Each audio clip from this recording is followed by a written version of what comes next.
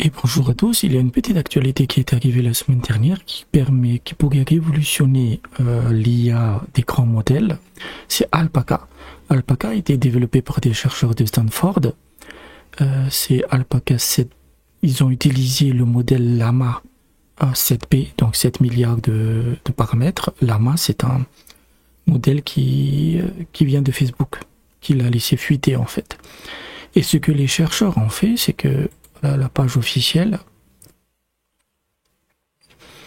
ils ont pris le Llama, le modèle, et ils l'ont entraîné en fait avec 52 000 instructions qui ont été générées par GPT 3.5. Donc le modèle qui s'appelle DaVinci 003, qui est le plus puissant en fait. ChatGPT utilise ce modèle en particulier, parce qu'il peut générer du texte, répondre, etc.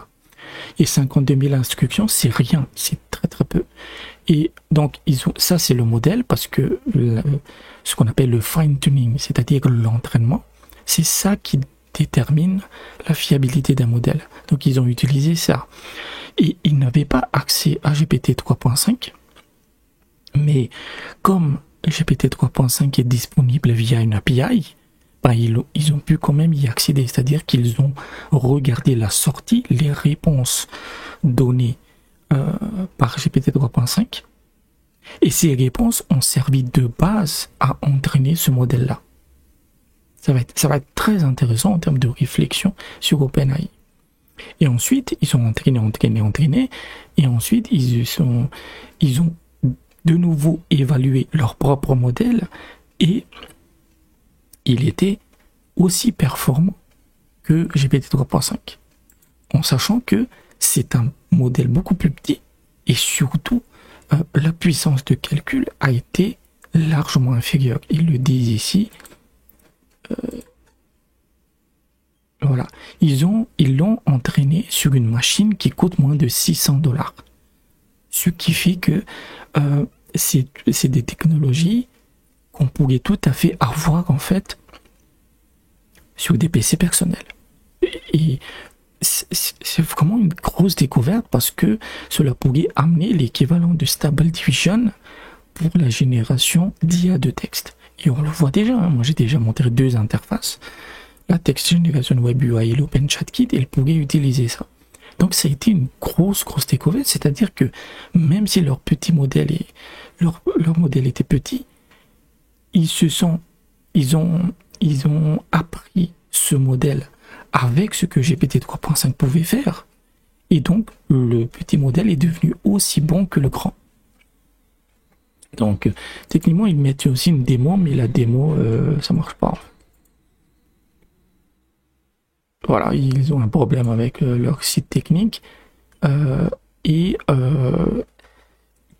Qu'est-ce que ça signifie en termes d'impact et surtout de perte de monopole d'OpenAI? C'est que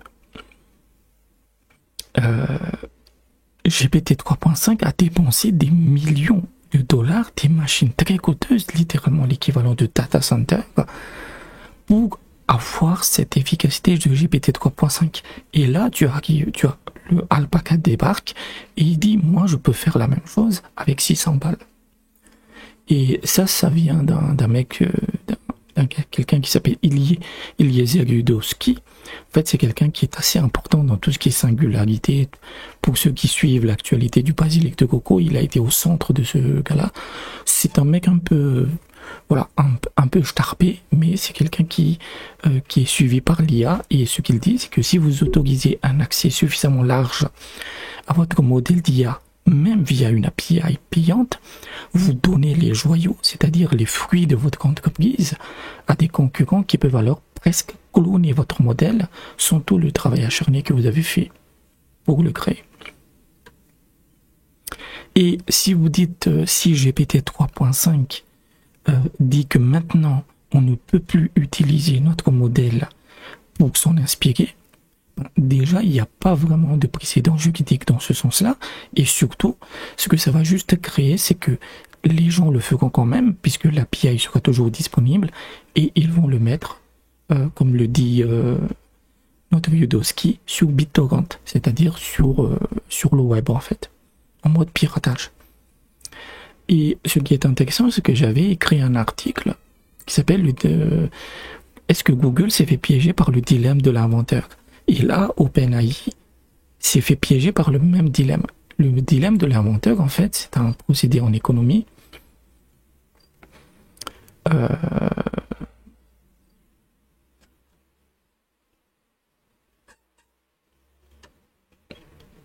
Il est écrit ici, c'est que, imaginez que vous êtes OpenAI. Vous venez d'avoir votre IA, voilà, qui décrit un problème dans lequel un inventeur peut se trouver lorsqu'il souhaite commercialiser une innovation. Donc, vous venez d'inventer une IA très puissante. Vous avez deux options. Soit vous gardez le secret de votre invention, comme toutes les entreprises, c'est-à-dire vous le brevetez et vous ne le publiez pas. Vous en publiez, mais juste de manière partielle.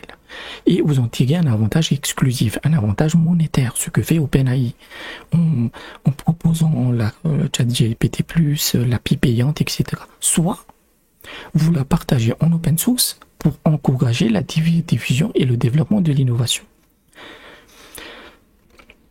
Si vous en tirez un avantage exclusif, en fait, vous allez manquer des opportunités qui sont apportées par la communauté en général, en fait, et votre modèle deviendra de plus en plus obsolète. Parce que il y aura forcément d'autres qui vont faire mieux. Mais si vous le donnez au grand public, ben, vous-même, vous êtes obsolète très rapidement parce que ça a été diffusé et les modèles futurs seront supérieurs à vous, alors que c'est vous qui avez fait toute la recherche et toute la dépense.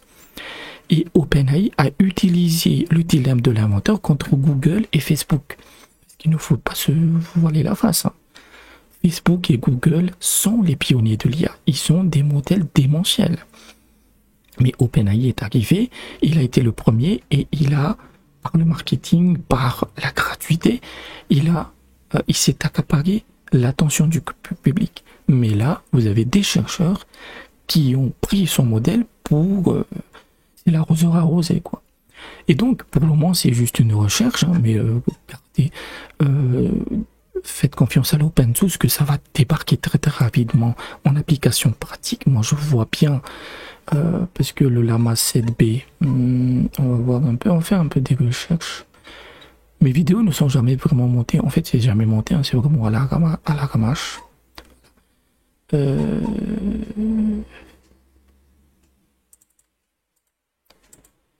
Combien il pèse?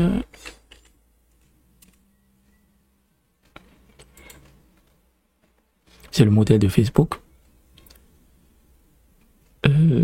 Donc, on va voir combien il pèse. Hop. 7B, ça doit être autour de... ouais, c'est pas mal.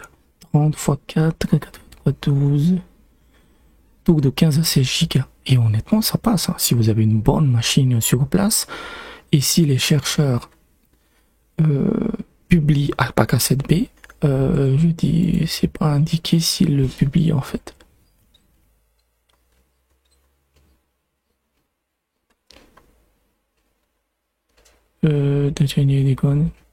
Il publie pas mal de choses, mais le modèle lui-même, je sais pas s'ils vont le publier. Mais c'est une grosse invention. Ça va permettre de démocratiser les IA puissantes. Et je pense que dans le futur, vous pouvez tout à fait avoir un truc à la Stable Diffusion et surtout, comme il montre la technique pour entraîner les instructions, vous pourrez avoir l'équivalent de LoRa ou de Dreamproof, mais pour le texte. C'est-à-dire que vous pourrez prendre le modèle, proposer un entraînement custom par rapport à vos connaissances, et vous aurez une espèce de double numérique qui sera aussi performant que vous, en fait. Et ce sera sur votre machine. C'est vous qui en serez le seul propriétaire. C'est Alpaca, hein, je mettrai mon article dans la description. Il est c'est vraiment une très très grosse invention. Donc, c'est tout ce que je voulais dire pour cette vidéo. J'espère que vous avez apprécié. Laissez un pouce bleu. N'hésitez pas à vous abonner à la chaîne. Et on se laisse avec ce joli animal. Parce que ce putain d'alpaca vient de révolutionner l'IA. Voilà, il faut toujours se méfier des camélidés. Je vous dis peut-être à bientôt.